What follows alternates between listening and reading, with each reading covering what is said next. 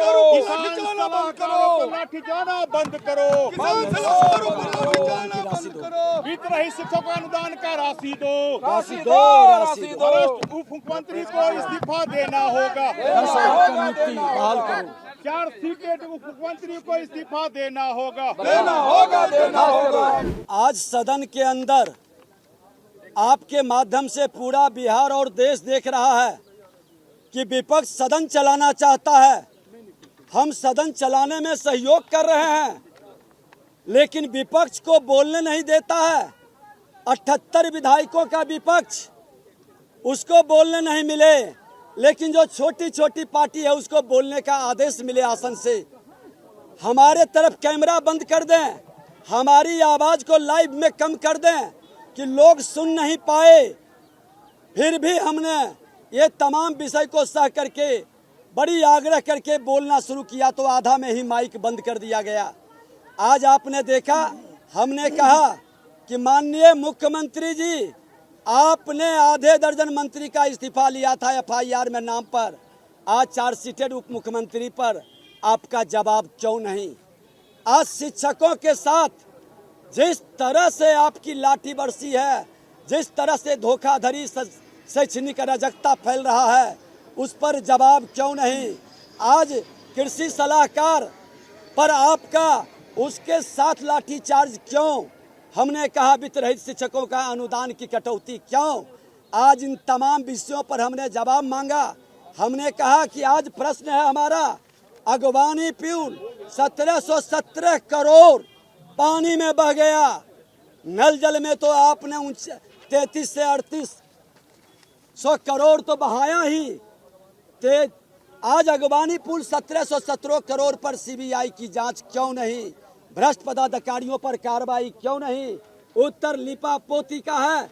हमारे माननीय सदस्यों को पूरक 3 पूछने का आदेश नहीं मिलता है और सत्ता पक्ष के सदस्यों का कई पूरक का अवसर मिलता है। समय बर्बाद करके समय पार करने का ये खेल, अगवानी पुल का क्वेश्चन नहीं आए। सत्ता से जब आसन से जब सत्ताधारी दल के इशारे पर आसन चलेगा तो सदन की गरिमा क्या बचेगी? हमने कहा, और हमारे सदस्य जब विरोध करते हैं बिल में आकर तो आप कार्रवाई की धमकी देते हैं। अरे आपके जंगल राज से भी नहीं डरे थे। भारतीय जनता पार्टी जंगल राज की लड़ाई लड़ा था और आपने मुख्यमंत्री जी सत्ता और कुर्सी के लिए धृतराष्ट्र बन गए और जंगल राज को जनता राज बता रहे हैं। आप गुंडा राज में तब्दील कर दिया। लोकतंत्र में विश्वास नहीं, संविधान पर भरोसा नहीं, संवैधानिक संस्था पर आप अपमान कर रहे हैं और सदन के अंदर विधायिका को आप कमजोर करके विधायिका के आवाज को दबा रहे हैं। ऐसे में कैसे सदन चलेगा? इस विषय का कोई जवाब नहीं। एक भ्रष्टाचारी कभी न्याय नहीं कर सकता, कभी सुशासन नहीं ला सकता। सत्ता में बैठे भ्रष्टाचारी और अपराधियों की जमात बिहार के अंदर घोर अराजकता का वातावरण बना रहा है। सड़क से सदन तक लड़ेंगे। 10 लाख नियुक्ति का क्या हुआ? हमने जब पूछा पहले कैबिनेट में 10 लाख लोगों को नियुक्ति देंगे, क्या हुआ नियुक्ति का? कल गांधी मैदान से 10 लाख नियुक्ति का हिसाब मांगेंगे और 33 वर्ष के ऊपर उम्र में 52 संपत्तियों का आपने कैसे मालिक बन गया? आज 150 करोड़ का मकान दिल्ली में, 750 करोड़ का आपका मॉल का जमीन कहां से आया? आप बहुत भाजपा झूठा पार्टी तो बहुत सत्यवादी है, तो मुख्यमंत्री को जवाब देना चाहिए। सत्ता के लिए समझौता भ्रष्टाचारियों से, अपराधियों से क्यों? बिहार की जनता और देश की जनता जानना चाहती है कि ऐसे भ्रष्टाचारियों की जमात बिहार के अंदर नहीं चलेगा। ये लोकतंत्र की धरती है। ये लोकनायक जयप्रकाश नारायण के नाम पर सत्ता में बैठने वाले बड़े भाई लालू प्रसाद यादव और नीतीश कुमार भ्रष्टाचारियों को खुलकर संरक्षित कर रहे हैं। अब तो आपातकाल, अघोषित आपातकाल विधानसभा के अंदर लगा दिया गया है। विपक्ष की आवाज को दबाई जा रही है और विपक्ष पर कार्रवाई की धमकी दी जा रही है।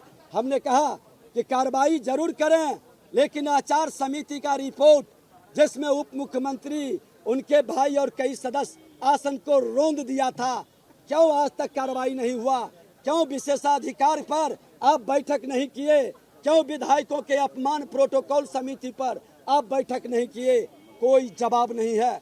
जब आसन की निरपेक्षता गिरवी रखी जाए, जब आसन को दबाव में लाया जाए, तो ये आपातकाल है। और बिहार के अंदर सड़क से सदन तक आपातकाल घोषित रूप से लगा दिया। कल शिक्षकों को जहां तहां रोककर उसके नेता को अरेस्ट कर करके उसको दबाव में लाया, बेबस किया है कि तुम लोग आपस जाओ, नहीं तो तुम्हारे नेता को जेल भेजेंगे।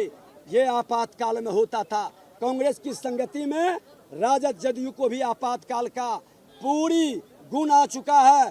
फिर से बिहार में एक बार इस राजद, कांग्रेस और जदयू भ्रष्टाचारियों के विरुद्ध एक नया जन आंदोलन कल से शुरू होगा। कृषि मंत्री ने कहा है आप लोग शिक्षकों को उकसा रहे हैं, भड़का रहे हैं, माहौल खराब करवा रहे हैं। भ्रष्टाचारी जवाब, जो भ्रष्टाचारी है उसके भ्रष्टाचार पर जब अंगुली उठे, विपक्ष की जिम्मेवारी है सरकार के खामी कमी को और जनता की आवाज को सदन में उठाना, और विपक्ष की आवाज को उठाने नहीं दे।